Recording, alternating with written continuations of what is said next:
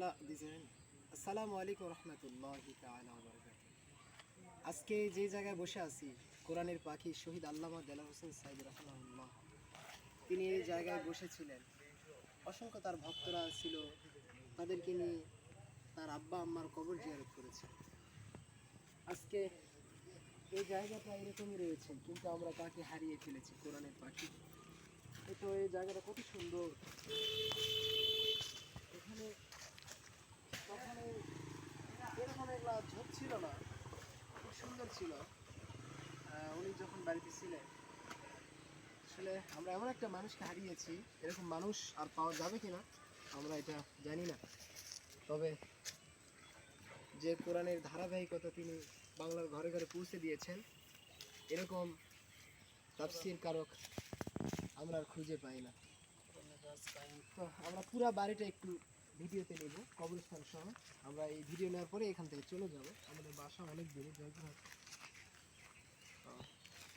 এখানে অসংখ্য স্মৃতি রয়েছে। আজকে বাড়িটা এরকম পড়ে রয়েছে, তারা ঢাকায় থাকে, তার ছেলেরা।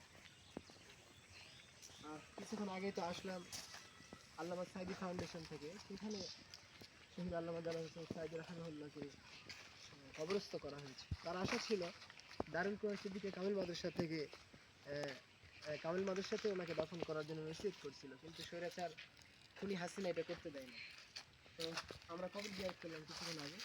এটা হচ্ছে ওনার আব্বার কবর। হচ্ছে মৌলানা ইউসুফ সাইদি।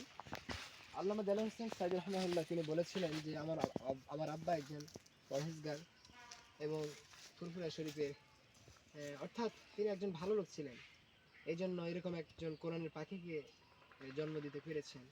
তার মা অত্যন্ত পরহেজগার ছিলেন, তাহাজ্জুদ গুজার ছিলেন। আল্লামা দেলাওয়ার হোসেন সাইদি রাহিমাহুল্লাহর জন্য তিনি দোয়া করেছিলেন। মায়ের দোয়া ছাড়া কেউ কোনোদিন মানে বড় আলেম হতে পারে না। এই জন্য আমি সর্বপ্রথম মায়ের দোয়া চাই, এবং আপনারা সকলে মায়ের সাথে ভালো ব্যবহার করবেন। অনেক সময় ভুল ত্রুটি হয়ে থাকে। তো দেখুন, এগুলা গ্রামের তার আব্বা আম্মার কবর এখানে রয়েছে। আর মাওলানা রফিক বিন সাইদি, তার কবর আল্লামা সাইদি ফাউন্ডেশনে দেওয়া হয়েছে। তো আসলে আমরা এই বাড়িটা সেগুলো,